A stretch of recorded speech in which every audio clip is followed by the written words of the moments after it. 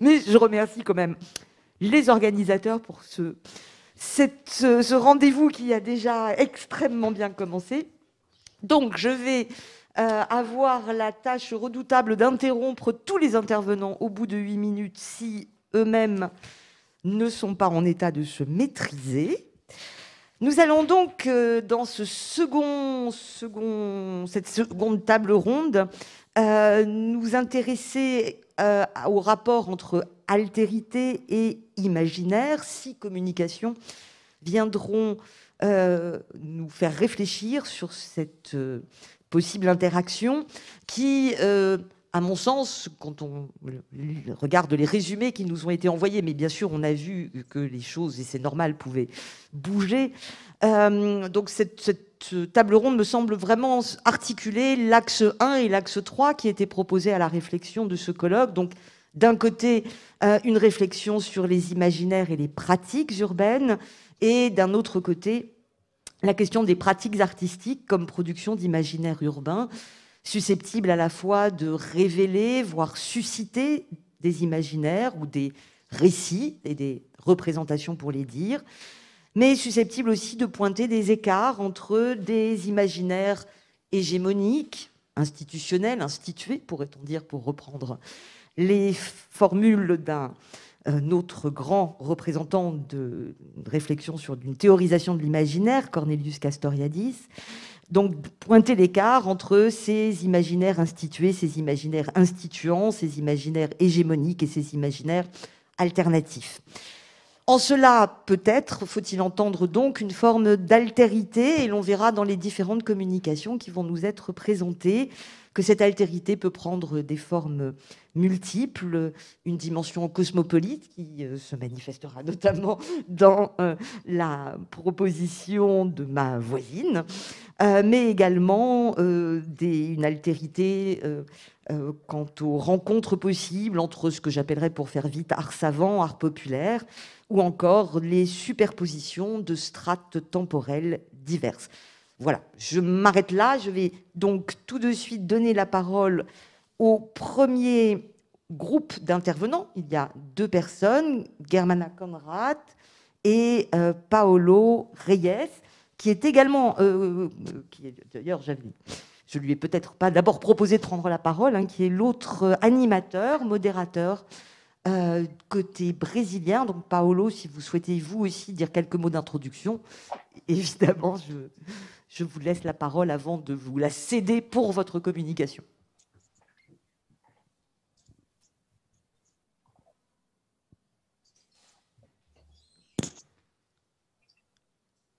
Olá. Bom dia. Germane, ok. Bonjour, je ne sais pas si vous m'entendez toutes et tous. Oui. Bonjour à celles et ceux qui sont au Brésil et bonjour l'après-midi pour ceux qui sont en France. Je m'appelle Germana et je vais essayer de partager avec vous mon écran maintenant. Ce n'était pas possible tout à l'heure, mais maintenant ça devrait fonctionner.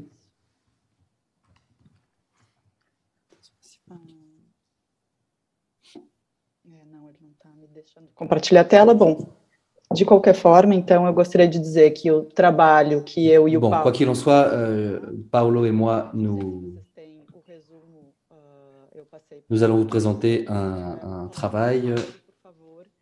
Je vais essayer de parler lentement pour le traducteur.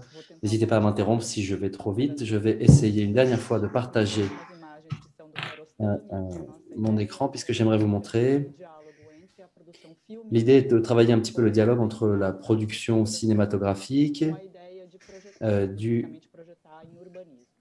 et particulièrement la question de la projection et de la projection en urbanisme. Le cinéaste auquel on s'intéresse, c'est Abbas Kiarostami. Nous parlons de représentation d'imaginaire. Je vais essayer de partager mon écran. A princípio, Germana, você pode compartilhar porque o compartilhamento é autorizado nas configurações. Se compartilhando o desktop, ele diz preferências do sistema, talvez fosse alguma coisa específica minha. Vamos tentar aqui.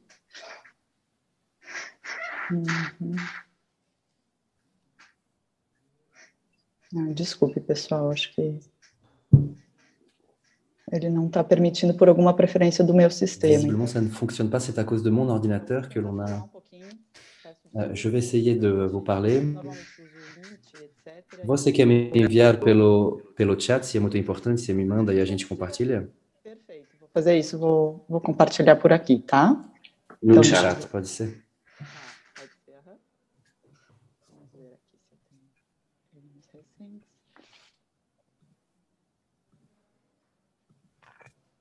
Só um minutinho. Uhum.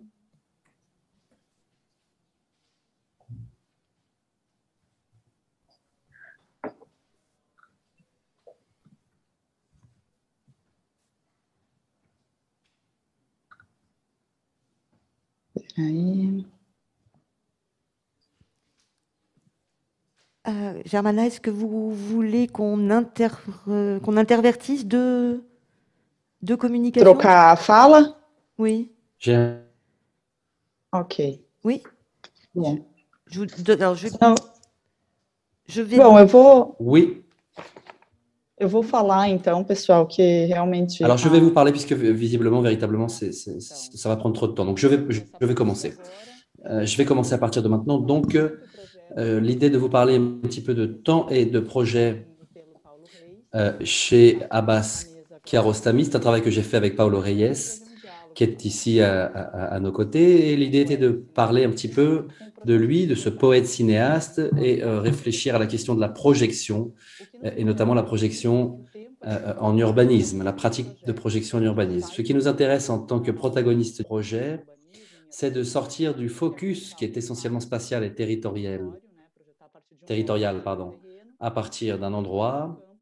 Et l'idée est donc d'aller sur un terrain où la matrice devient une matrice temporelle du projet. Donc, nous essayons d'établir des ponts à partir des images que dans la production artistique de Kiarostami est présente. Ce concept d'image-temps est un concept de Deleuze, c'est un concept qui nous parle d'image de temporalité qui nous conduisent au projet de deux façons.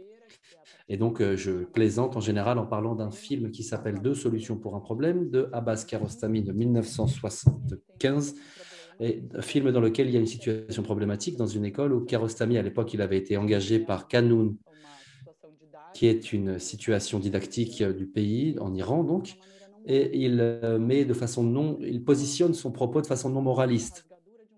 C'est-à-dire qu'à partir de la déchirure d'un cahier, deux élèves entrent en conflit et il y a deux manières de résoudre cette situation.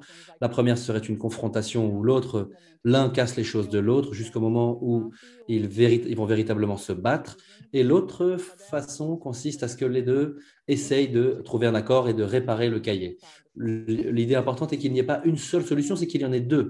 Et le film, à la fin, nous laisse sur une situation ouverte. Et en tant que téléspectateur de cette situation, on doit penser ce qu'on aimerait voir comme solution. La solution n'est pas donnée par le cinéaste. Donc, c'est vraiment un chemin projectuel, disons, un chemin qui nous permet d'établir des fictions, des possibilités ouvertes par rapport au futur, mais également de présent et de passé. Donc, c'est un projet qui est vu comme un dispositif d'énonciation narrative qui est toujours éditable et toujours disponible pour une transformation continue.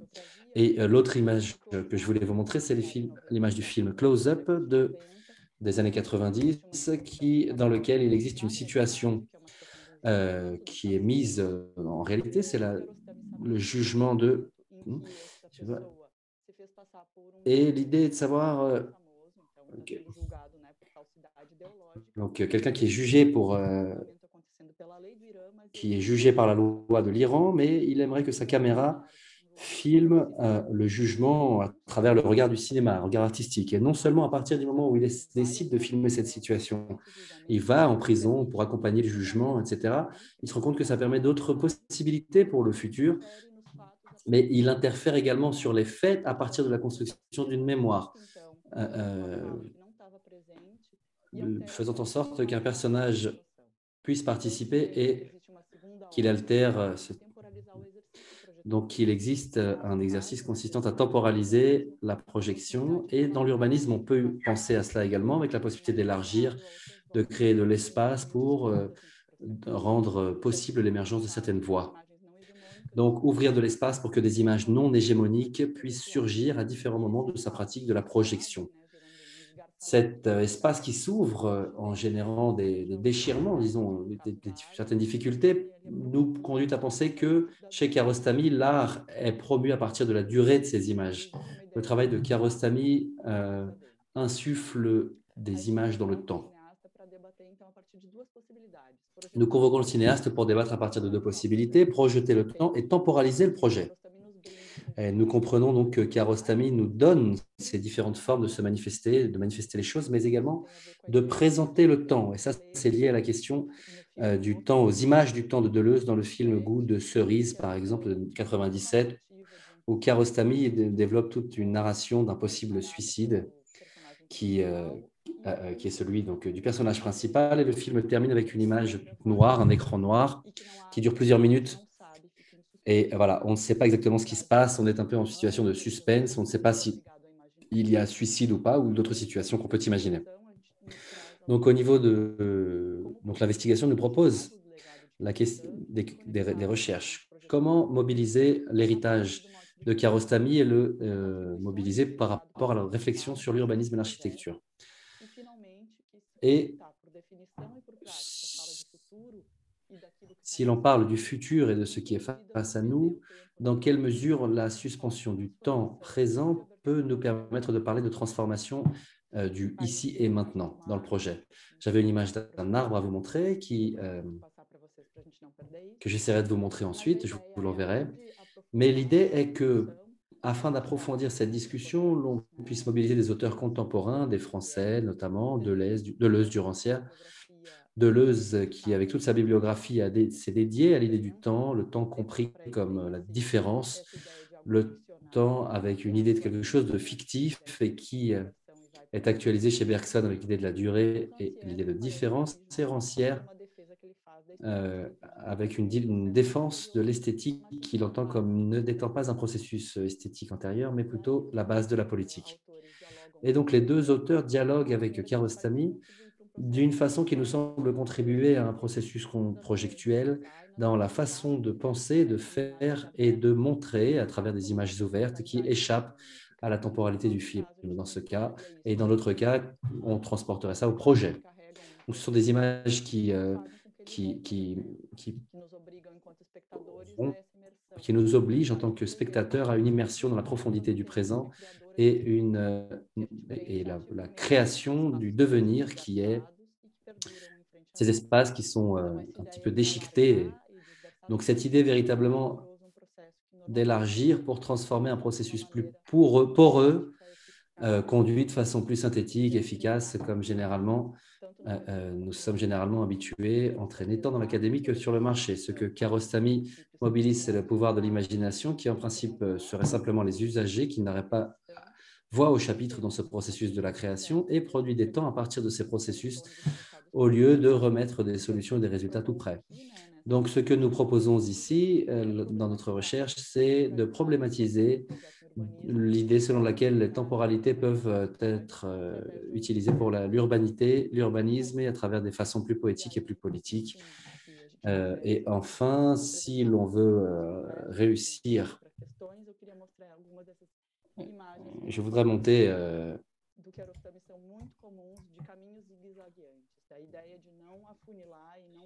l'idée donc de ne pas rétrécir le projet comme une synthèse qui conduirait à un unique résultat possible. Cela fait partie du processus du projet. Merci.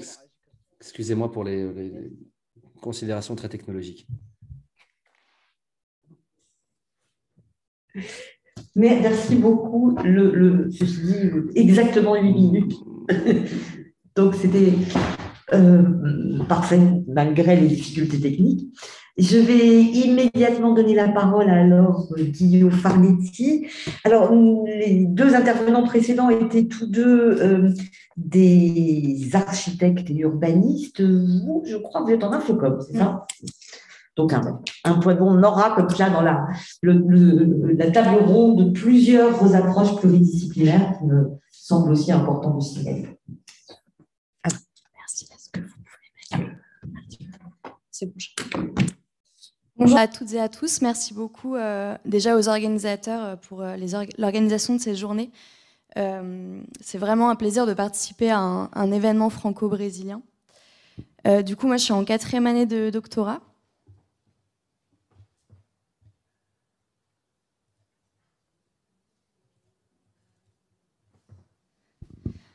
Donc, en début de 4e année de doctorat, entre l'université Lumière Lyon 2 et l'université de São Paulo, et plus précisément le laboratoire Helico en France, et l'école de communication et d'art de l'université de São Paulo. En fait, moi, je travaille sur les représentations des migrations contemporaines à São Paulo. Donc, quelle migration contemporaine exactement ?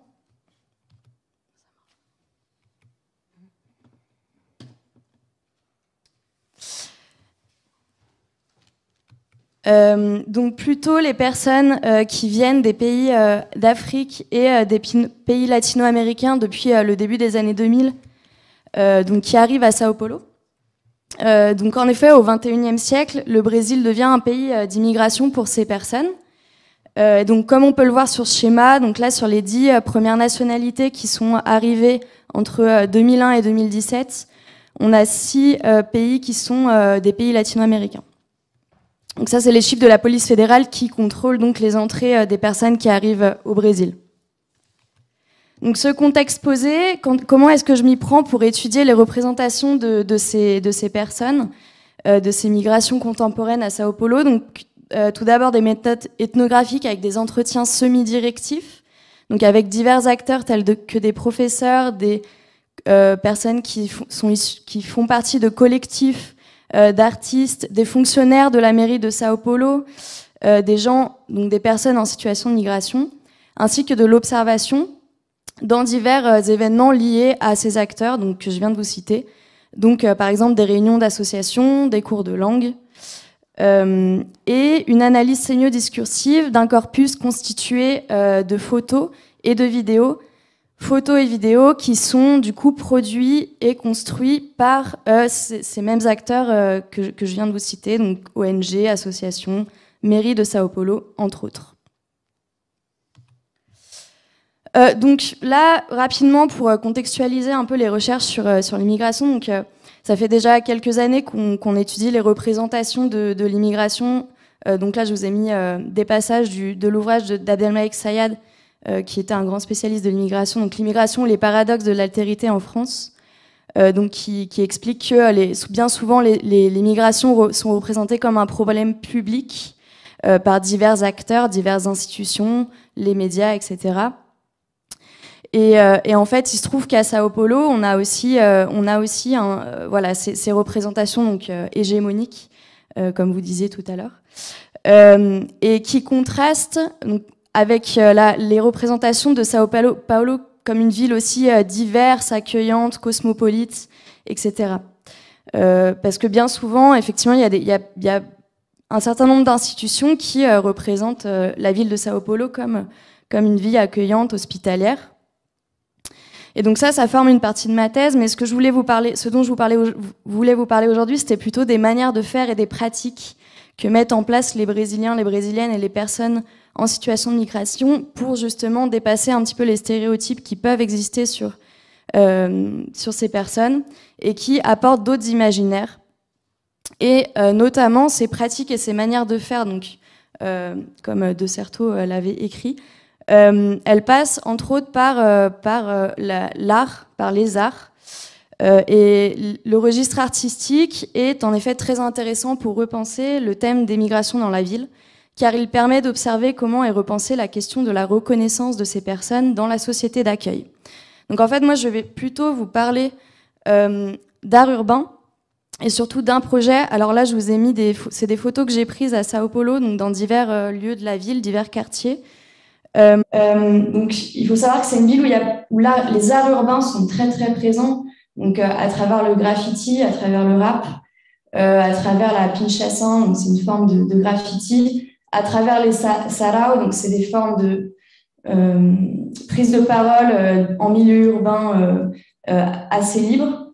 Donc ces pratiques artistiques urbaines, c'est un moyen de s'approprier l'espace public, un espace public qui est souvent considéré comme hostile. Et elle représente une forme de rapprochement entre les citoyens et la ville. Et elle crée aussi des espaces collaboratifs. Donc, l'art urbain s'empare de la thématique des migrations, soit à travers des personnes brésiliennes qui produisent de l'art en lien avec le thème, soit à travers les personnes qui sont elles-mêmes en situation de migration et qui créent leur propre représentation.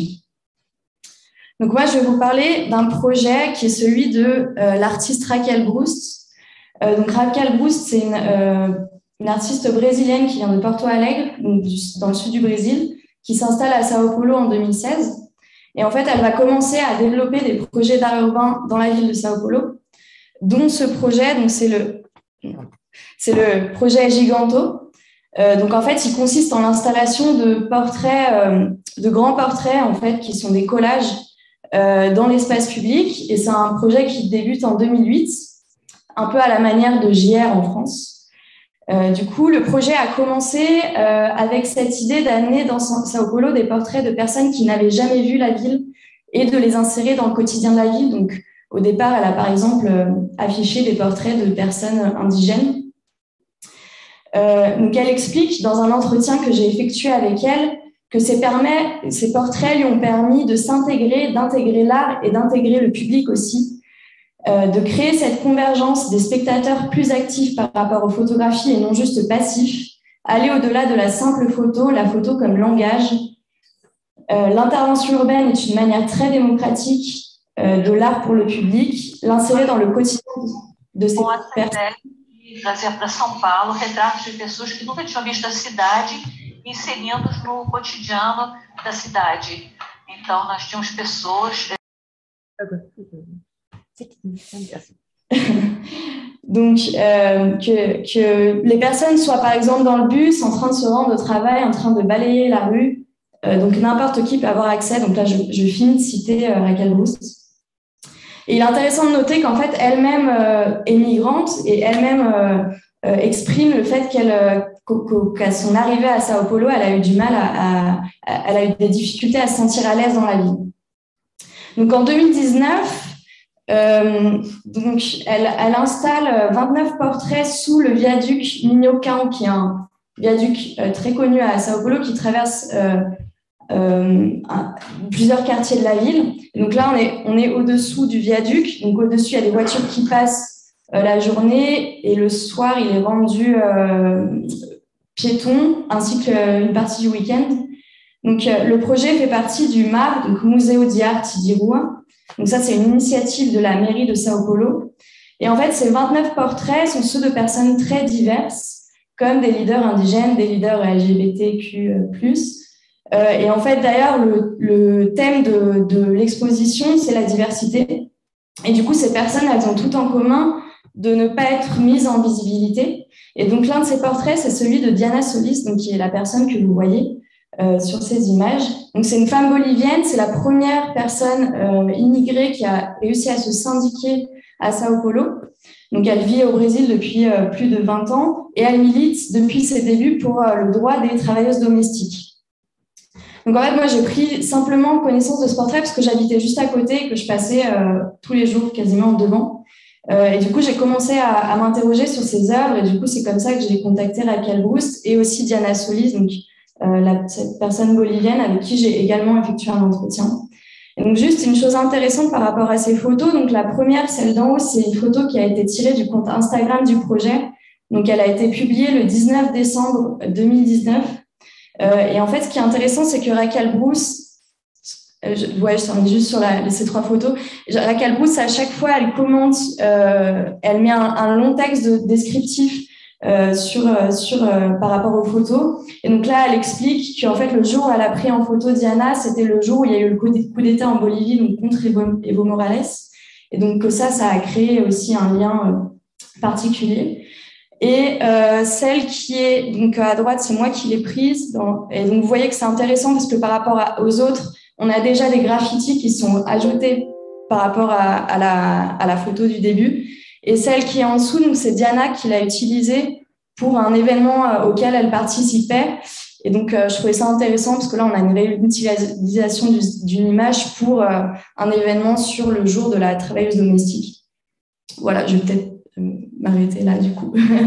Merci beaucoup. Merci beaucoup à vous. Merci à vous pour avoir tenu le temps, c'est pas facile, et on pourra revenir dans les questions qui suivront sur vos propositions. Donc, à présent, nous entendons Marcela Vasconcelos et Julieta Lecté. Elles sont, oui, je vois Marcela. Oi, bom dia, boa tarde. Bonjour, bon après-midi, ça va? Marcela Vasconcelos qui parle. Oui, je vais partager mon écran.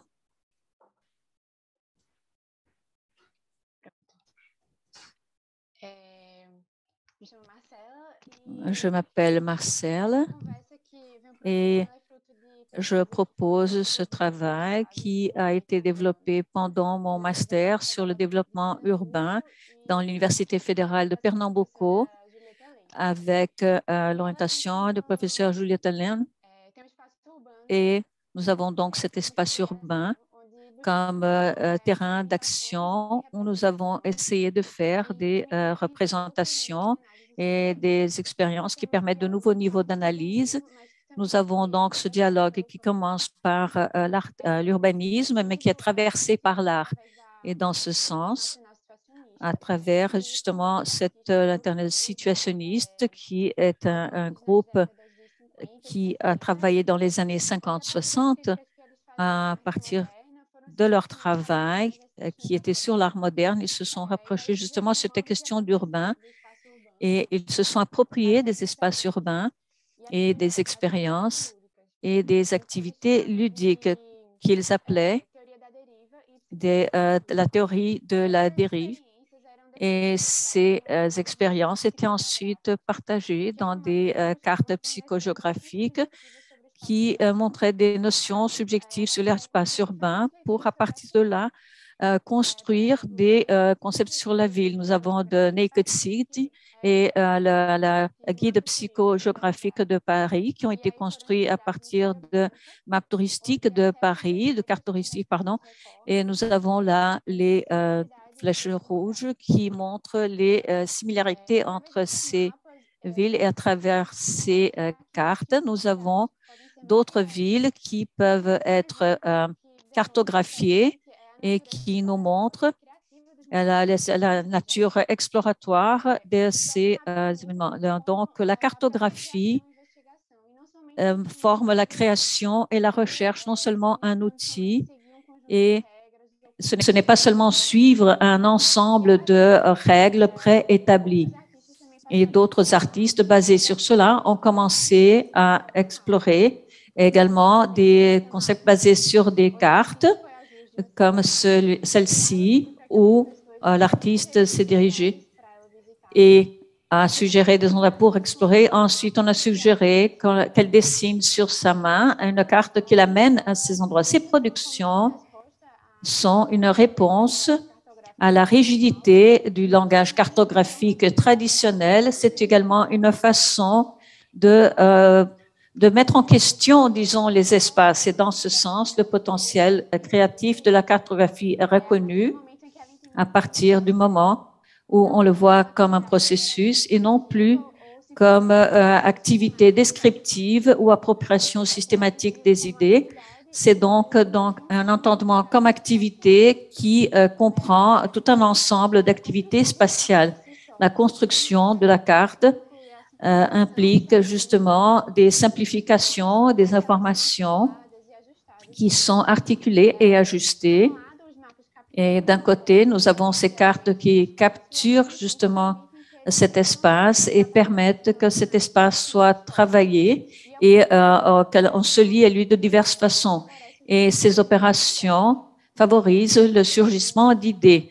Et dans ce sens-là, nous avons l'idée de faire une cartographie profonde comme cible de recherche dans ces espaces. Et on peut résumer cela comme une exploration intensive de ces lieux, les informations géographiques comme la localisation, le climat, la topologie, etc., sont ajoutées à une dimension qui prend en considération le rapport entre les personnes et les lieux. Et pour cela, on s'appuie sur plusieurs disciplines comme la littérature, les arts visuels, l'histoire, la typologie, etc. Et comme méthode, ce serait justement cette juxtaposition et réunion de différentes informations, des documents, des informations, des photographies, des cartes, enfin des tas de trucs qui servent justement pour cette exploration. C'est un domaine assez récent. Il n'y a pas de définition exacte sur ce dont il s'agit, des processus qui en font partie. Et voilà, c'est un peu congelé là, je crois, mais je vais continuer. À partir de ces projets artistiques, il est possible de chercher d'autres idées, comme dans le projet Everything Seems du professeur géographe Dennis Wood, qui a donné aux élèves la tâche de faire la cartographie d'un quartier aux États-Unis avec l'orientation sur ce qu'ils devaient enregistrer, et ils devaient éviter les choses traditionnelles comme les immeubles, par exemple.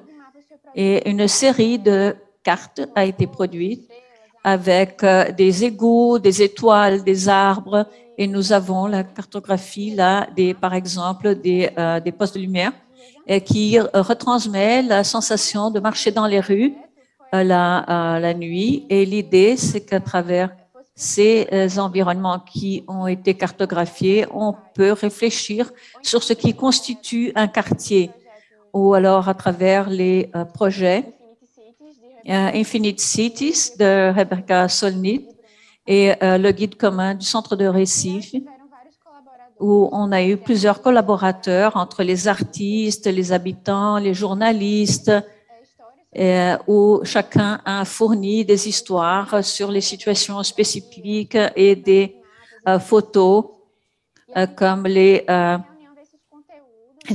cartes et les illustrations. Et la réunion, l'ensemble, disons, de tout ce contenu nous donne un récit sur les différentes perspectives, comme dans cette carte de Phantom Coast qui nous montre la zone industrielle de San Francisco, qui historiquement a été occupée par des fabriques depuis le traitement des aliments jusqu'à la construction navale, et on montre le contraste avec la naissance de cette région où il y a maintenant des mouvements culturels qui mettent en valeur les aliments gourmets et la production faite à la main.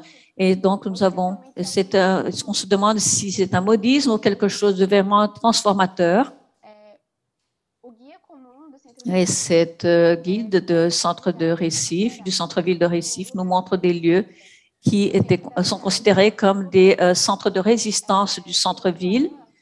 Et ce sont des lieux qui, d'après l'auteur, peuvent être en voie de disparition dû à de diverses raisons, mais qui continuent de rester vivants dans la mémoire affective des gens et fonctionnent comme un guide ou comme une invitation pour que les lecteurs connaissent ces lieux, et à partir de l'activation de leur mémoire ou en s'y rendant en personne. Nous comprenons que l'espace urbain est complexe et que ces cartes et cartographies sont des instruments utiles pour les étudier, mais ne sont pas le dernier instrument qu'il y a, ce sont seulement des instruments. Dans ce sens, ces pratiques cartographie artistique suggèrent des processus créatifs qui cherchent à embrasser justement cette complexité. Et ce cartographie profonde essaie de faire cela en travaillant à partir d'une réalité concrète, mais en profondeur et d'une façon dynamique, parce que là, on a la liberté d'utiliser, de réimaginer ces données d'une façon plus créative. On a plusieurs genres de supports. On a la collecte des données. Et nous avons partagé des questions sur ces différentes pratiques de cartographie profonde qui peuvent être utilisées d'une façon dirigée comme une étude sur l'espace urbain, institutionnel ou d'une façon académique, ou comment justement placer ces recherches par rapport aux technologies numériques comme les systèmes de référence géographique, les plateformes numériques et en considérant les perspectives du temps. Et c'était ça. Merci beaucoup de votre attention.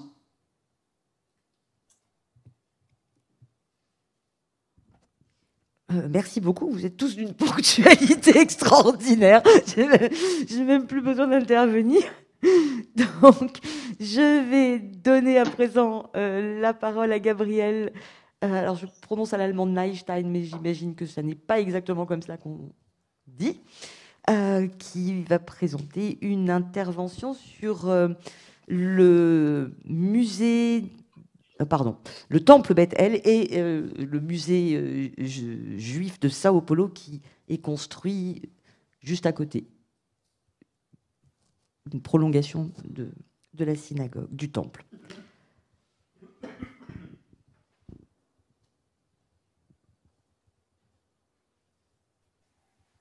Estão conseguindo ver? Est-ce que vous arrivez à voir mon écran? C'est bon? C'est parfait. Oui, c'est bon. Oui, c'est bon. Peraí, só um pouquinho.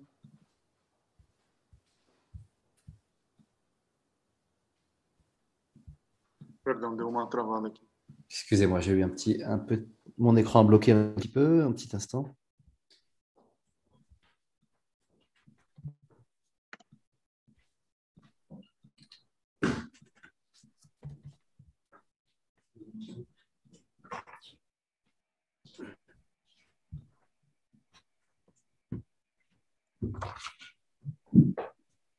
Je ne sais pas pourquoi ces outils que nous utilisons tous les jours dysfonctionnent toujours dans ce genre de situation. C'est bon, Gabriel? Ok, c'est bon, ça va maintenant. Agora? Estão conseguindo ver? Est-ce que vous voyez mon écran? C'est bon? C'est en train de charger. C'est Vous bon. voyez. Voilà. Certinho? Vamos lá.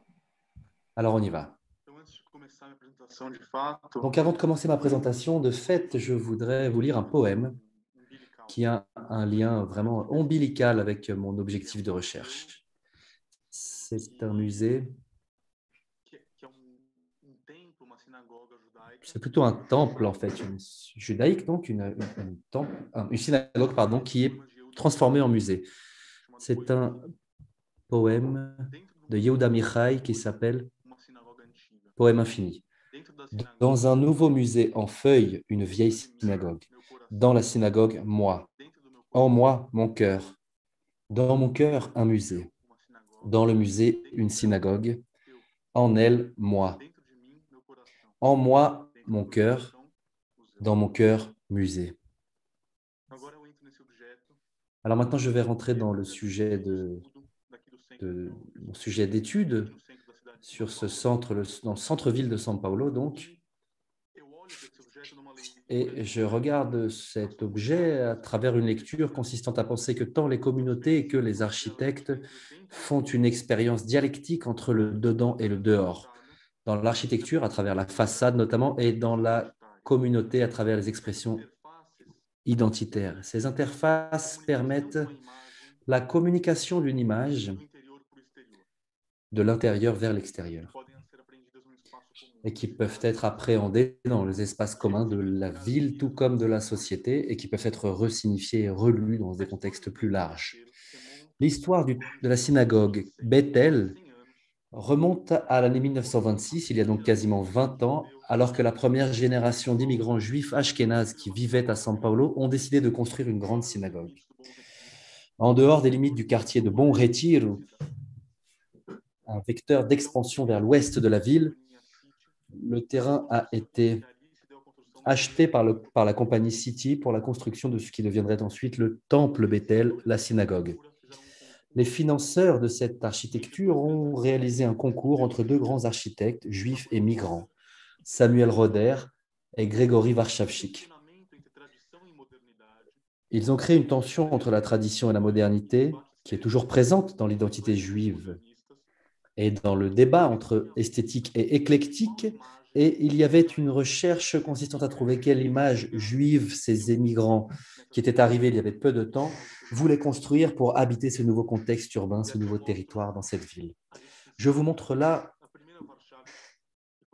le premier donc, de Warszawczyk.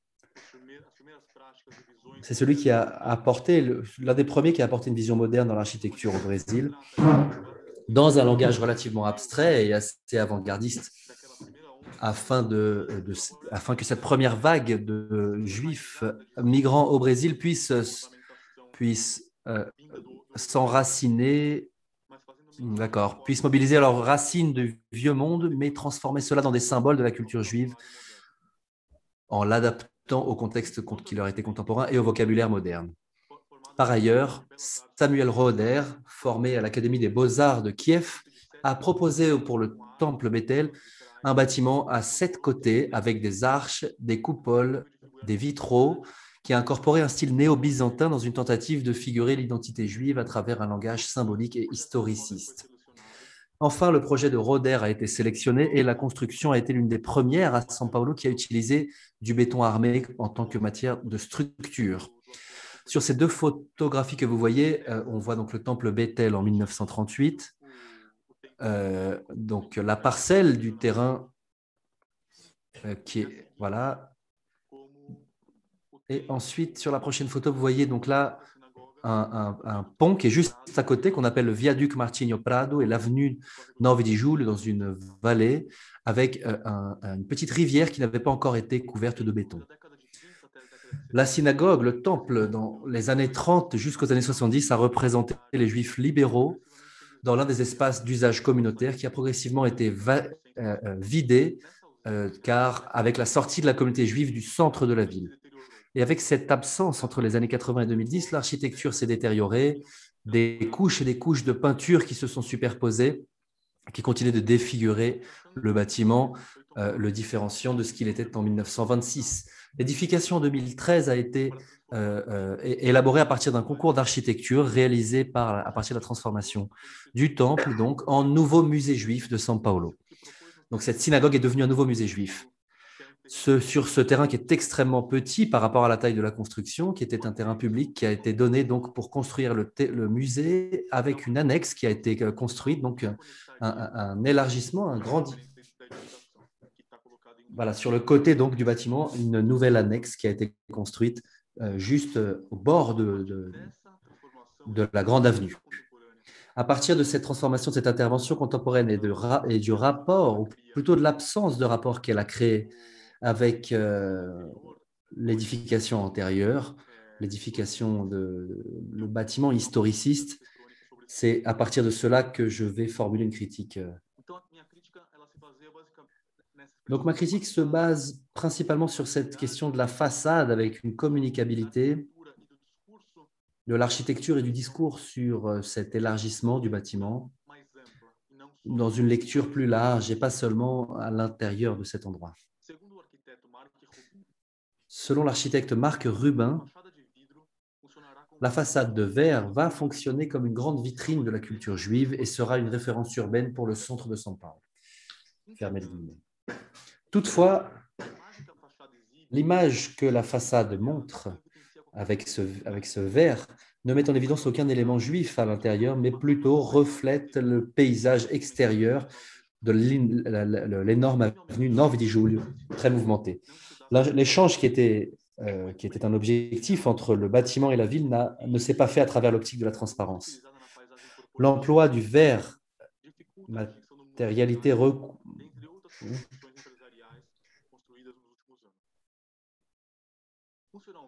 En réalité, c'est une architecture qui est très récurrente. C'est quelque chose que l'on trouve de façon de plus en plus fréquente dans le paysage corporatif de São Paulo. Toutefois, en suivant une logique fonctionnaliste, l'architecture de l'annexe qui a été construite ne met pas en évidence un dialogue avec les formes préexistantes de la synagogue et ne cherche pas non plus un mode de transmission de l'identité juive. Bien au contraire, le projet s'approprie du verre comme étant une représentation de soi. Cette surface qui est apparemment perméable et quasiment immatérielle représente la transparence d'une identité sans frontières. Rien dans le vers est singulier, authentique ou unique. Selon Walter Benjamin, le vers est l'incarnation d'une nouvelle pauvreté et également une pauvreté imaginaire. En s'appropriant cette transparence. Cette espèce de boîte de verre peut être lue selon deux optiques. Une architecture judaïque juive comme étant le résultat d'un double processus moderne. Le décollement des signes et des ornements des plans architecturaux qui empêchent tout type d'identification ethnique et identitaire et récupère et donne une continuité à l'idéal de l'émancipation proposé par Napoléon Bonaparte en 1791 aux Juifs français. Là où les habitudes et les modes de vie juifs devraient simplement se limiter à la vie privée intérieure, comme dans le cas du musée et de l'expographie. Alors que la vie publique, une façade, devrait être assimilée au contexte général de la société civile. En conclusion, je dirais que l'architecture du musée juif de São Paulo, avec ses superpositions de couches, révèle des intentions diverses concernant la construction des imaginaires juifs dans l'architecture, de ceux qui ont construit le musée, de ceux qui ont construit le temple il y a 90 ans. La juxtaposition de l'ancienne et de la nouvelle édification du musée montre une lecture non continue, discontinue et ambiguë de cet ensemble architectural. Dans l'impossibilité d'établir un récit qui permette de coudre, de rejoindre les temps de la construction, le projet actuel recherche à travers cette neutralité une tentative irréelle de retirer la tectonique des substrats physiques, culturels, symboliques et qui donne sens à l'existence présente. En plus d'abriter des fonctions et des nécessités présentes, l'architecture doit être lue comme un véhicule qui porte du sens et qui dépasse les générations chargées de vestiges et des marques de chacune d'entre elles. Dans la réflexion sur le temps d'aujourd'hui, nous prenons contact avec notre condition active dans l'expression des identités et de la construction de la mémoire. Comme nous le savions, John Ruskin dit « Pensons, alors que nous mettons pierre sur pierre, réfléchissons au fait qu'un temps arrivera où ces pierres seront considérées comme étant des pierres sacrées, puisque ce sont nos mains qui les ont touchées. » Merci. Merci beaucoup. Je passe à présent la parole à deux géographes. Donc nous avions deux interventions d'architectes urbanistes et à présent deux géographes, Antonio Marcos Gomes da Silva et pardonnez-moi, Valeria Cristina Pereira da Silva, sur la littérature de Cordel. Bonjour, merci. Eu vou apresentar esse trabalho. Eu vou tentar colocar. Je vais vous présenter ce travail. Je vais essayer de partager mon écran avec vous. Un petit instant, s'il vous plaît.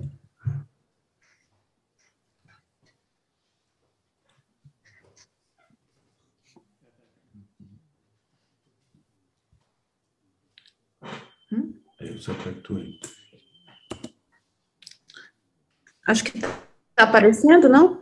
Bom Est-ce que vous voyez là, c'est bon? Ouais, voilà. Bonjour à toutes et à tous. Bonjour la matinée en France, c'est l'après-midi. C'est la matinée au Brésil, c'est l'après-midi en France, pardon. Je vous présente ce travail Géographie et imaginaire, Juazeiro do Norte en rime métrique. Prière, la ville racontée dans la littérature du Cordel. C'est un travail que je développe avec Antonio Marcos Gomes da Silva à partir de mon orientation. Je suis directrice de recherche donc d'Antonio. C'est mon directeur de recherche, pardon. Et non, c'est le contraire. Je ne sais pas, excusez-moi. À partir donc de la thèse d'Antonio. Alors, qu'est-ce que nous allons voir? Principalement, la ville à partir de l'imaginaire, la ville imaginaire à travers la littérature de Cordel. Cette littérature de Cordel vue à travers le prisme de l'imaginaire bachelardien. Il s'agit donc d'une approche phénoménologique qui explore la conscience, ces images qui apparaissent dans la littérature et au fur et à mesure que nous nous avons développé notre réflexion sur le sujet, nous nous sommes rendus compte qu'il y a beaucoup plus de choses derrière notre questionnement. Il ne s'agit pas seulement de littérature, il s'agit de toute une culture du cordel qui est révélée, disons, qui se trouve dans le plan de la spatialité et dont je vais essayer de parler ici. Nous remarquons que le cordel est également une littérature musicale, c'est-à-dire qu'elle est liée, c'est une littérature liée aux performances immédiates et musicales, et qui est liée d'une certaine manière au rap.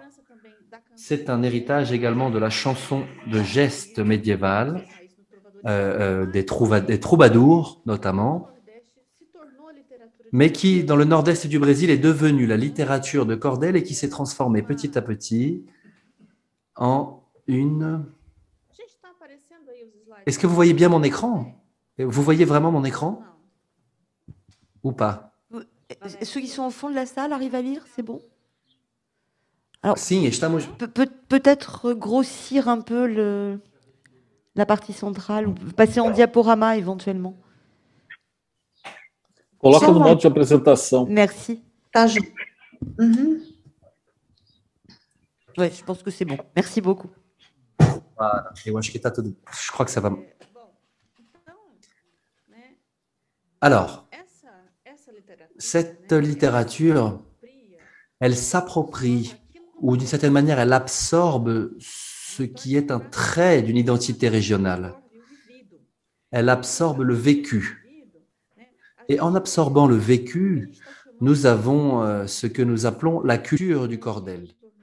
C'est une thèse, notre thèse tourne autour de cette idée que ce n'est pas seulement une littérature, c'est toute une culture, c'est un ensemble d'arts narratifs, vous voyez, qui s'associe au cordel. Nous trouvons notamment la xylogravure, qui est très importante et qui est apparue notamment pour les couvertures des ouvrages de la littérature du cordel et mobilise donc tout un imaginaire lié à la culture du cordel. Donc, et principalement, c'est un art de raconter des histoires. Et c'est une façon de raconter les histoires qui est spécifique. Donc voilà, ce sont des histoires merveilleuses. Le cordel parle d'histoires qui sont des histoires fantastiques, de l'ordre du merveilleux, comme on peut citer par exemple le Pavão Misterioso, qui est très connu, le pan mystérieux, mais aussi la question de l'astuce est très présente dans cette culture également. C'est présent notamment dans le film O Alto da Compadecida. Oh, c'est ma connexion qui... Non, je crois qu'on a perdu Valéria. Je crois... On l'a perdu, malheureusement. Oui, elle est complètement figée. Non, non, voilà. Valéria? A gente perdeu os últimos 20 segundos. Agora voltou. Alors, je vais répéter. Donc, le cordel mobilise des histoires merveilleuses, des histoires notamment donc, du pan mystérieux, la princesse, je n'ai pas compris, mais aussi d'autres personnes que tout le monde aime beaucoup, qui racontent des histoires d'astuces, comme par exemple, c'est le cas de ce qui est décrit dans le film O Alto da Compadecida, à partir duquel nous avons considéré notamment ce film comme étant une espèce de cordel cinématographique, puisqu'il réunit plusieurs types d'histoires de cordel qui sont condensées à travers des images, qui sont également structurées dans des scènes qui renvoient à la xylogravure. À chaque fois, par exemple, que Chico raconte une histoire, l'histoire, c'est toujours l'histoire dans l'histoire, les histoires de l'endroit, les histoires des gens qui ont lieu, qui sont devenus du cordel. Donc, par exemple, dans la ville de Juazeiro do Norte, la figure légendaire du père Cícero parle d'histoire de la ville de Juazeiro do Norte, c'est-à-dire que c'est le vécu qui se transforme dans des vers du cordel. C'est le cas notamment donc, de la ville de Juazeiro do Norte. Donc cet art de raconter des histoires comme étant une forme narrative propre que la culture du cordel rend possible, elle évoque l'humour, la moralité, la fiction héroïque, les conflits, c'est-à-dire un ensemble d'éléments qui font partie de cet univers. Ce sont des répertoires oniriques, de douleurs, de foi, d'exemples, et qui incorporent des spatialités, des temporalités et ce que l'on appelle des émotionnalités, en pensant à la phénoménologie bachelardienne, mais aussi en essayant d'utiliser cette phénoménologie dans le domaine de la phénoménologie des émotions qui sont très présentes dans le cordel. Et voilà quelques images. Par exemple, les conseils du père Cicero. Il y en a nombreuses. Voilà, notamment la ville.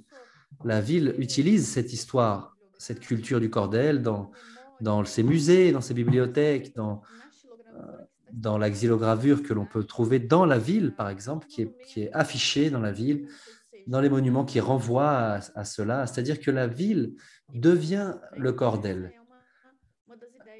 imaginaire, en tout cas. Donc ça, c'est l'une des idées du travail. Et cette cette forme de culture nordestine, du nord-est du Brésil, très liée au cordel et qui est présente dans différents arts qui sont associés, comme par exemple la xylogravure, qui mobilise, qui raconte tout le temps des histoires. C'est un art xylo, donc, ce qui vient du bois.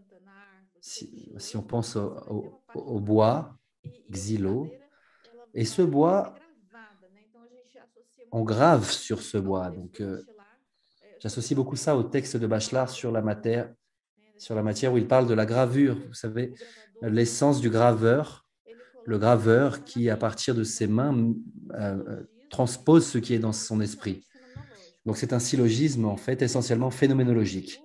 Et cette xylogravure, quand on regarde ces images qui racontent tout le temps des fêtes, qui racontent un rite, une scène de séduction, ça renvoie toujours à la culture du Nord-Est comme un tout. Par exemple, les poupées, il existe des poupées aussi qui sont des poupées narratives aussi, des poupées qui, quand elles sont sculptées, racontent des histoires aussi. Quant à cette xylogravure, on peut l'associer de façon très efficace à ces autres, à l'art de raconter des histoires et de transmettre cette culture. Vous voyez ces autres images ici qui rappellent également donc, les poupées dont je parlais en évoquant cette mémoire, cette forte mémoire culturelle du nord-est du Brésil. Et la xylogravure qui est très, très, très associée au cordel. Par exemple, pour le xylograveur, l'essence de cet art consistant à exposer sur le bois, c'est en fait ce que l'esprit pense, c'est que l'esprit dessine. Et en même temps, si on écoute les xylograveurs, ils vont parler de subtilité et de grossièreté, parce qu'en même temps, en coupant le bois, on creuse, on tape le bois, et ça nous rappelle le travail du sculpteur, mais aussi la sensualité du tailleur sur marbre, qui projette ce que sa conscience lui suggère dans la matérialité. Voilà, donc le droit de rêver de Bachelard, c'est également un art rituel. C'est fini? Oui. Oui, c'est fini, on n'a plus le temps. Oui, on a le temps non plus, oui. Je vais finir déjà. Merci. Então... Je vais terminer tout de suite. Qu'est-ce que nous avons ici? Donc, juste pour pouvoir terminer, nous avons une poésie populaire du peuple, par le peuple et pour le peuple. C'est pour ça que l'expression géographique régionale locale révèle des identités. Ce sont des poèmes qui racontent des mémoires, ce sont des traits de l'imaginaire populaire et de la mémoire de l'imaginaire populaire qui a aussi pour fonction d'informer, d'enseigner et de distraire les lecteurs. Pour beaucoup d'interprètes, il y a toujours l'idée d'être un moyen, un média en fait, mais souvent à travers le prisme de l'imaginaire, et c'est sur cette xylogravure que je vais terminer mon intervention, qui représente l'arrivée de Lampion dans le ciel. Personnage historique donc de la littérature du cordel, Lampion, qui arrive au ciel. Voilà, beaucoup d'histoires populaires. Merci beaucoup à toutes et à tous. Merci beaucoup. Léria et à travers vous, donc Antonio. Je donne tout de suite la parole pour la dernière intervention donc à Anna Luisa Gambardella, que j'ai vue, qui est déjà là, associée à Paolo Castral et Joubert Lancia, pour une intervention sur la part de la photographie dans le récit urbain. Bonjour, merci. Merci beaucoup. Je n'arrive pas à partager mon écran parce que Valère est en train de partager encore son écran. Il faut qu'elle l'enlève. Ah oui, Valéria.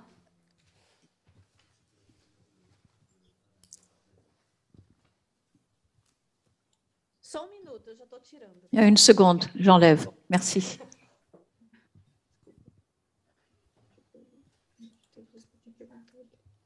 Tome liberdade de interromper aqui. Voilà.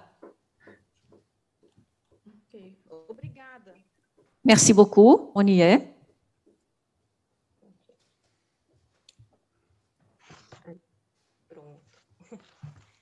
Voilà. Je vais donc commencer ma présentation. Alors, en premier lieu, je voudrais vous remercier. Je voudrais remercier les organisateurs et vous placer dans un contexte. Je suis chercheuse en doctorat dans un programme d'études supérieures de l'IAUSP. Et ce travail est le résultat de certaines réflexions soulevées par le cours enseigné par le professeur Arthur Rosenstrating en dialogue avec les objets de recherche de ma thèse de doctorat, dans laquelle j'étudie les livres photos et leurs relations significatives dans la relation d'une ville donnée de la ville. L'image photographique est un élément important dans la construction de l'imaginaire des villes. Depuis les premières expériences d'héliographie de daguerreotype, on constate la performance de l'image inscrite dans la lumière, dans l'enregistrement urbain, ce qui met à la ville comme un thème pertinent dans l'étude du support photographique. En ce qui concerne la proposition du débat, j'ai l'intention dans cette présentation de passer rapidement par 3 points que je considère importants pour cette étude. D'abord, comme déjà énoncé, situer un statut de la photographie dans cette émergence et l'insertion de l'espace urbain en elle comme référentiel et présenter l'objet auquel je m'adresse dans ce moment de recherche. Ensuite, comme ces images sont insérées comme support de construction de l'imaginaire, plus spécifiquement en insérant le débat en architecture et en urbanisme dans la construction d'un imaginaire de l'espace vécu. Et finalement, montrer ici l'objet d'étude et les inférences possibles selon la spécificité. Pour mieux comprendre comment la photographie est comprise comme représentation, j'apporte ici la conceptualisation de Philippe Dubois, montrant une modification de la compréhension de la photographie qui part de la croyance absolue de la photographie comme une vérité technique donnée par l'absence d'intervention humaine jusqu'à la photographie comprise comme un indice d'un monde matériel qui est son référentiel. Le statut de véracité accordé à la représentation photographique ouvre un espace pour son utilisation dans l'enregistrement historique des constructions humaines, y compris l'architecture et l'urbanisme. Ce statut peut apporter une certitude à ceux qui, certains de cette véracité, vont observer un ensemble de photographies d'une ville. La certitude de connaître un lieu à travers ces images. Cependant, sachant que cette affirmation n'est pas si simple, nous rappelons que l'image photographique porte en elle, ça a été de part, le point de contiguïté entre l'image et le référent qui atteste d'une réalité indicative qui peut ensuite être transformée en symbole et en similitude. Dans ce sens, plus qu'un document, la photographie pointe et indique quelque chose qui était là et qui peut ou non être porteur de certaines significations selon celui qui la photographie et selon celui qui la voit. Je propose ici une réflexion sur l'utilisation de la photographie dans la création d'un imaginaire et par conséquent, je mets en évidence un objet d'étude qui est la création d'un imaginaire possible des villes latino-américaines dans une compilation d'œuvres sélectionnées dans le livre Latin American Photo Books de Horacio Fernandes, publié en 2011. Je vais vous montrer un peu de ce livre ici.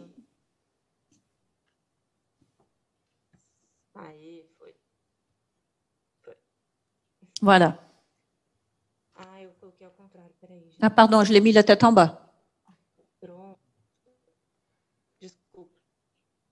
Je vous demande pardon. Voilà, c'est l'objet de notre étude, ce livre des photos de l'Amérique latine. Il apparaît comme un objet intéressant du fait de ses caractéristiques, un ensemble d'images photographiées organisées séquentiellement dans le support du livre. Et le débat proposé est donc la lecture d'un méta-récit formé par des récits sélectionnés pour la publication. Dans cette publication, nous allons trouver plusieurs photos livres d'Amérique latine.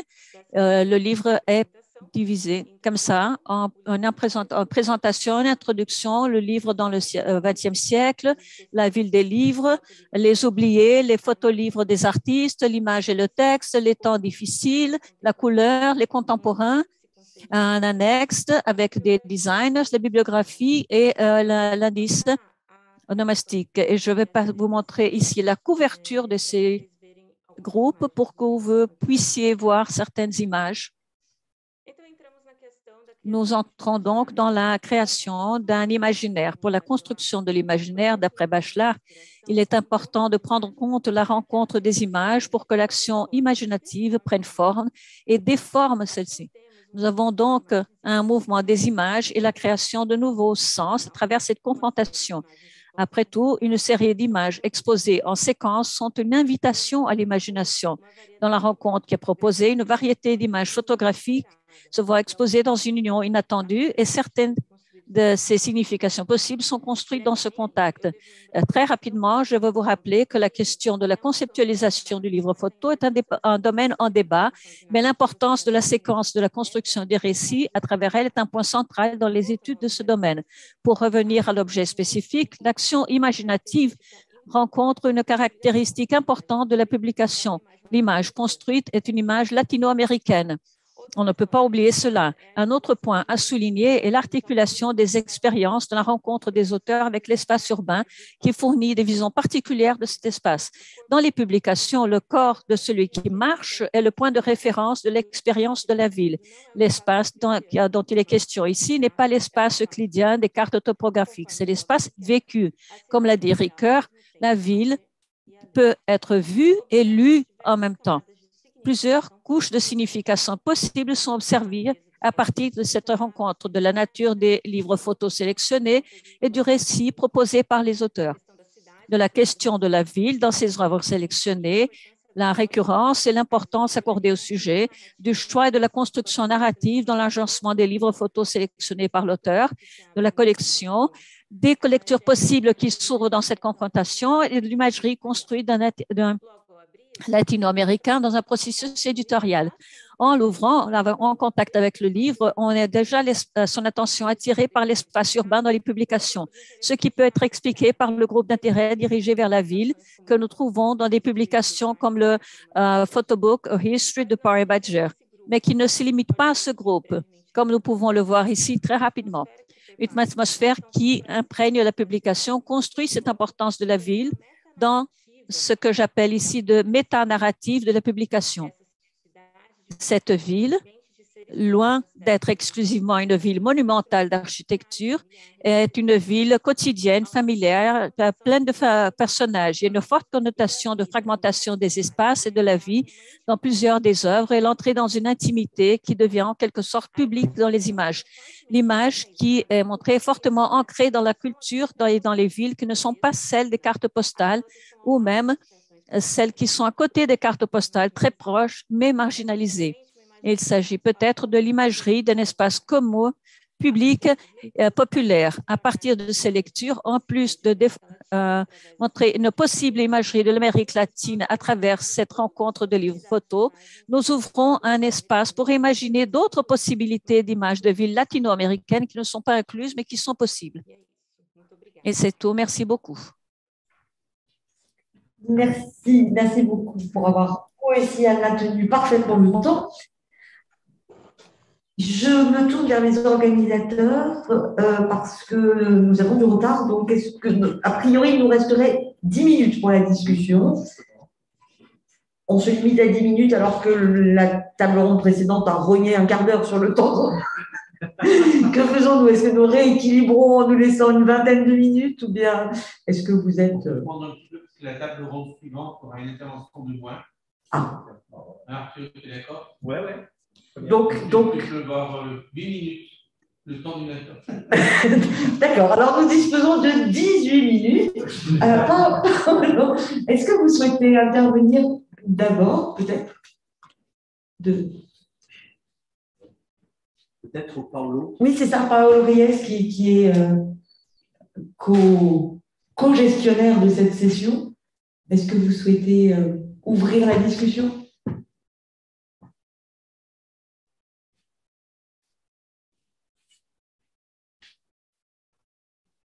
Allô? Oui, ça va, vous m'entendez? Oui, ça y est, on vous entend. Bonjour.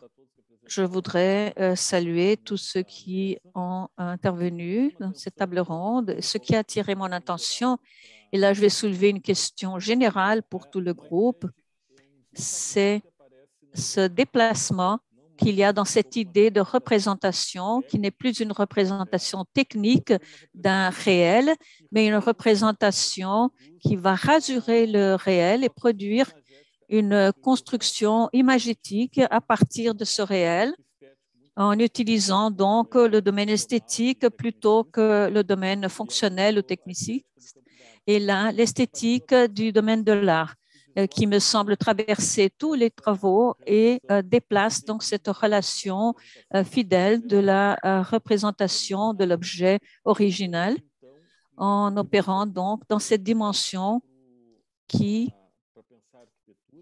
nous mène à penser à l'architecture sur une dimension plus temporelle, une dynamique qui donne plus de valeur aux processus qu'aux produits en eux-mêmes. Alors, je lance cette question pour le groupe, pour ceux qui voudront la commenter sur cette dimension temporelle qui surgit dans les œuvres qui ont été présentées et qui s'opère dans cette représentation qui se produit comme quelque chose qui doit être construit et non pas représenté. Et encore une fois, félicitations à tous.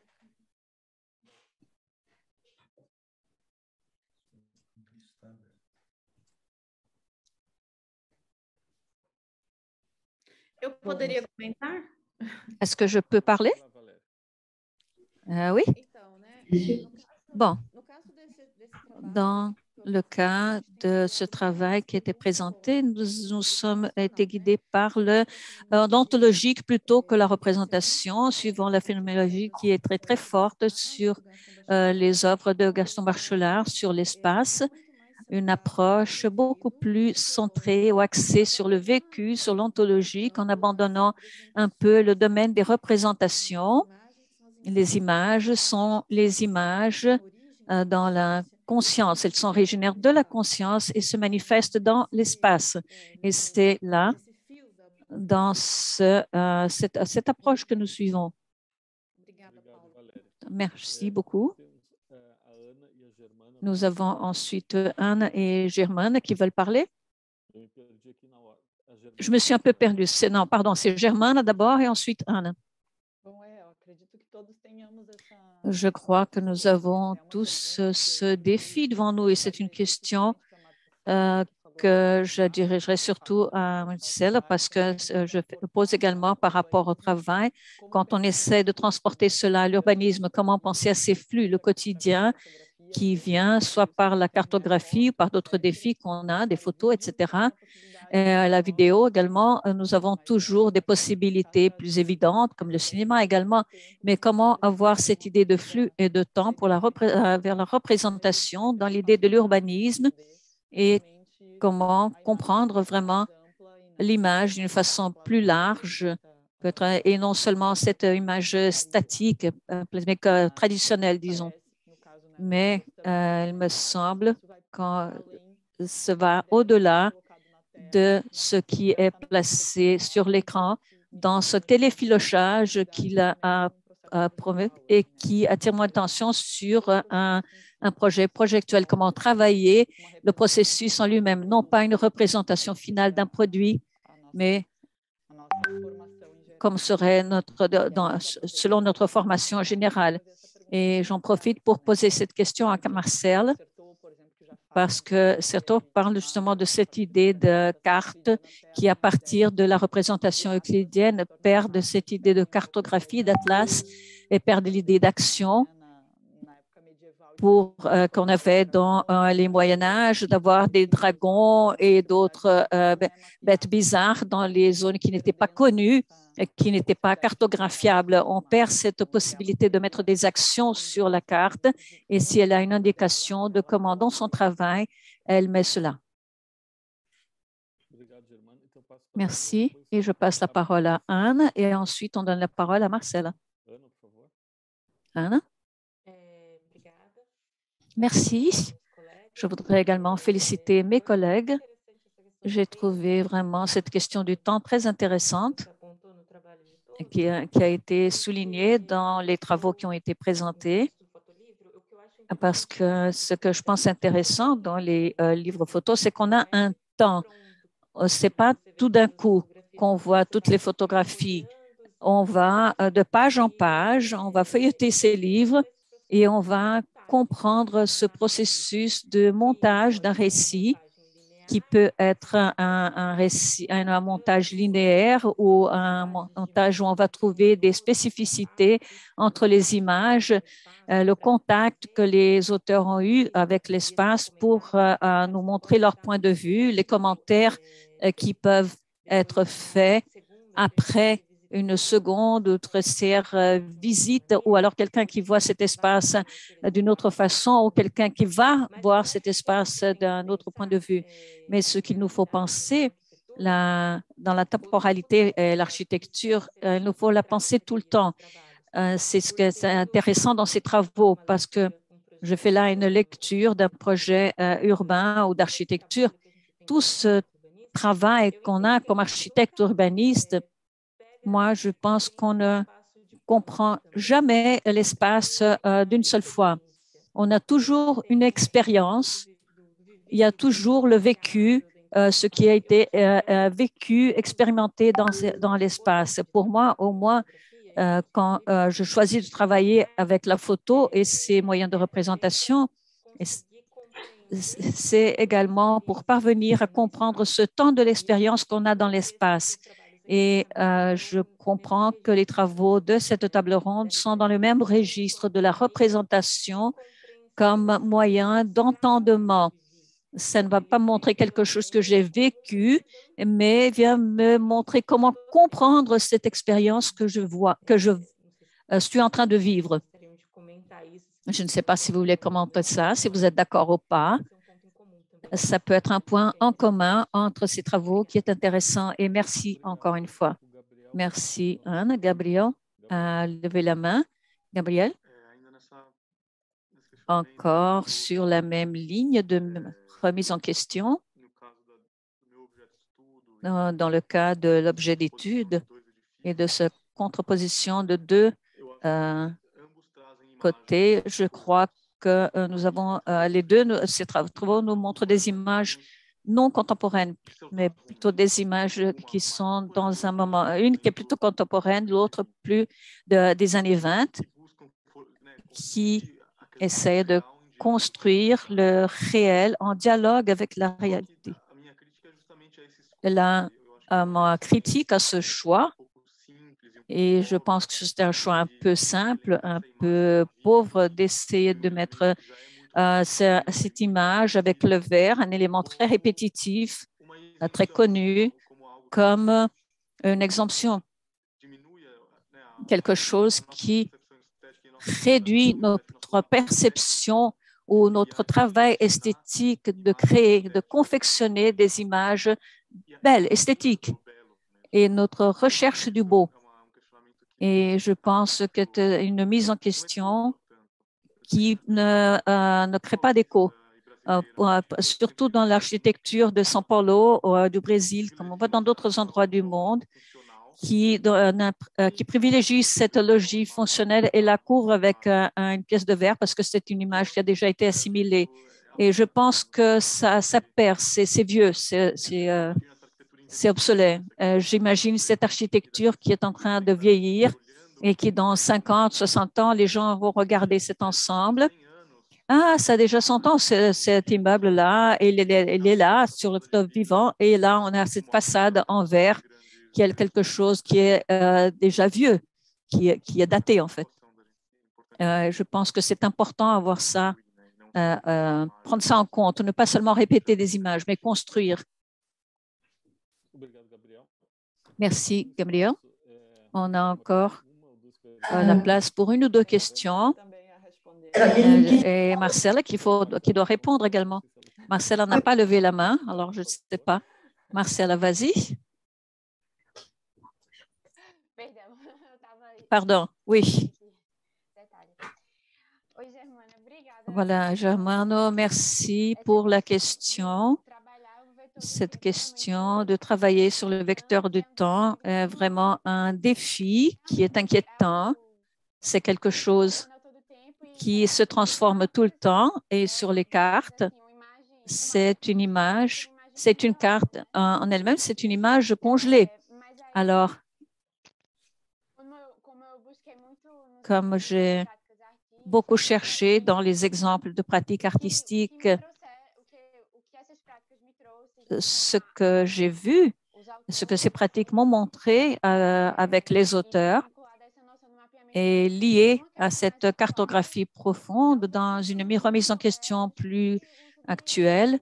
Un des chemins qu'on peut suivre, justement celui de la technologie. Beaucoup d'artistes ont exploité cela, par exemple les instruments de positionnement géographique, GPS, et il y a également le déplacement dans ces espaces. On a cette notion déjà renforcée et un auteur qui nous parle du vecteur du temps qui a Deleuze. Et quand il parle des cartes isomatiques, avec l'intention de nous lever le vecteur du temps et qui montre que l'image transforme cette représentation. Et alors, comment peut-on évoluer, justement, avoir cette notion du temps toujours mise à jour? Donc, ces questions qui sont là pour moi également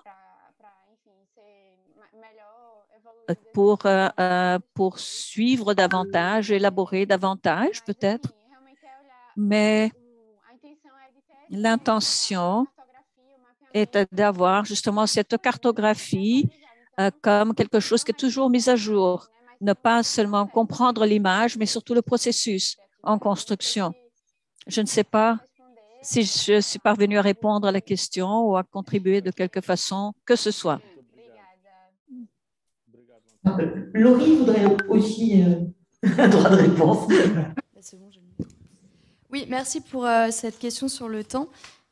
Du coup, moi, j'aimerais bien aussi faire le parallèle avec la temporalité de la recherche, parce que quand on utilise des méthodologies ethnographiques, il y a cette question de la temporalité qui se pose aussi.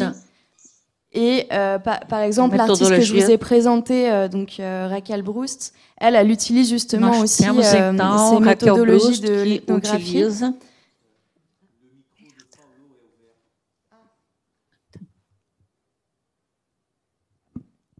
Paolo, est-ce que... Oui, parfait, merci. Et du coup, elle prend le temps justement de connaître les gens qu'elle photographie, de discuter avec ces personnes, d'aller les voir dans les quartiers où elles habitent, etc. Après, moi, je vous ai aussi parlé de ce post Instagram où justement, elle a contextualisé le jour où elle a pris la photo. Donc, c'était le même jour que le coup d'État en Bolivie, donc voilà, en 2019. Et aussi, il y a toute la question de la temporalité de son œuvre. Donc, qu'est-ce que devient l'œuvre dans la rue? Donc, on sait bien que le street art, les arts urbains, ils sont pas faits pour rester. Donc, qu'est-ce qu'au fil du temps, l'œuvre va devenir? Voilà, moi, je vois plusieurs niveaux de temporalité là-dedans. Je propose une dernière question pour Michel Rautenberg. Oui, en fait, j'ai deux questions, mais bon, j'en ai une qui est très générale et on pourra peut-être y revenir dans la suite des débats. Vous avez beaucoup évoqué à travers vos interventions, dans le cadre de cet atelier, des œuvres, des monuments. Je rappelle que l'intitulé de la table ronde portait sur la question de l'altérité. Et la question générale que je me posais, mais vous n'aurez pas le temps d'y répondre, tant pis, c'est de savoir si ces œuvres que vous présentez, ces monuments, etc., contribuent à modifier le rapport des urbains et le rapport de la ville à l'altérité, ou si ce sont des œuvres qui simplement sont là dans l'espace et qui peuvent être plus ou moins bien visitées, appropriées, etc. Alors, la question que je voulais poser est très précise, c'est à Valéria. Valéria, j'étais très intéressé par votre intervention. Donc, vous avez montré comment les cordels passent de la littérature orale à la littérature écrite, puis à des images, à la gravure sur bois, je ne sais plus comment on dit la gravure. Je me demandais si on pouvait continuer le processus et voir comment ces textes, ces cordels, passent aujourd'hui sur les nouveaux médias, numériques en particulier, que ce soit via le texte ou via l'image. Et si c'était le cas, comment est-ce qu'on peut penser les continuités et les transformations de ces cordels à partir des médias qui les véhiculent? C'est un peu compliqué, mais bon.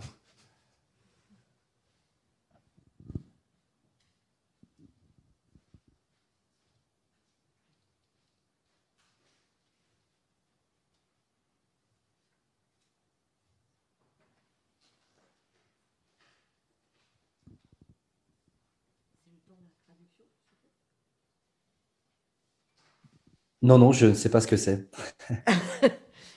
Je ne sais... Valéria, est-ce que vous avez entendu la question, une ébauche de réponse dans les quelques secondes qui nous restent? Est-ce qu'il y a une prolongation de cette évolution des cordels vers la création numérique? Oui, je peux. Oui. A réponse en portugais, oui. Merci pour votre question, très intéressante. Então, o cordel... Bon, alors, le cordel, il a été un peu effacé à une époque, il a un peu perdu de l'importance, mais aujourd'hui, il a un pouvoir de mémoire, en fait, aujourd'hui, et notamment beaucoup de travaux académiques s'intéressent à cela pour essayer de comprendre le cordel. Par exemple, dans la ville de Juazeiro do Norte dont j'ai parlé, c'est encore quelque chose qui est très fort. Il y a encore des cordelistes, il y a encore, par exemple, des xylograveurs, graveurs sur bois, donc. C'est encore quelque chose qui est très fort. Et, par exemple, le musée est un espace de pouvoir, hein. Le fait que ces œuvres soient dans un musée a également donné une grande répercussion à cette activité artistique. Et donc maintenant, sur la question des supports digitaux, des médias, tout ça, il y a eu une telenovela brésilienne récemment, une série brésilienne, vous savez, qui s'appelait Cordel Encantado, le cordel enchanté, qui parlait un petit peu toute cette imagerie, cette imagétique du cordel. On voyait donc dans cette série des scènes avec ces gravures, ces xylogravures-là. Donc, en gros, toute cette littérature du cordel, tous ces symboles de la littérature du cordel étaient présents dans cette série télévisée. Donc, c'est une mémoire vivante et qui est de plus en plus présente peut-être dans des ouvrages, des œuvres ou des ouvrages comme celle-là. Par exemple, vous voyez, comme celle-là, l'histoire du Brésil en cordel, où un historien essaye de revenir sur l'histoire du Brésil à partir de la perspective du cordel, mais dans la ville, c'est encore très fort comme une mémoire qui imprime l'espace notamment. On voit donc qu'il existe une connexion et la xylogravure est encore très, très vivante. Très vivante. Je ne sais pas si j'ai répondu un petit peu à votre question exactement, mais je vous remercie en tout cas pour votre question. Dites-moi si quelque chose manque, si vous voulez que je parle d'autre chose. Merci pour votre réponse. Je crois que nous allons, merci beaucoup, oui. Nous allons devoir nous interrompre pour une pause méritée d'une heure, c'est ça? D'une heure. Donc, nous sommes passés le déplacement, de l'altérité au déplacement. Je crois qu'on a réussi assez volontiers de décalage. Je ne sais plus dans quelle intervention on voyait une côte, une phantom côte. Il y a vraiment quelque chose qui révèle dans tout ce que vous avez, qui révèle des temporalités, qui révèle des clandestinités, qui révèle des altérités, effectivement. Et je trouve que c'est une très belle manière de vous amener à voir la ville autrement et très très bonne remarque, je vous invite. Donc, à aller collationner. Merci à toutes et à tous, c'était vraiment une très très beau panel.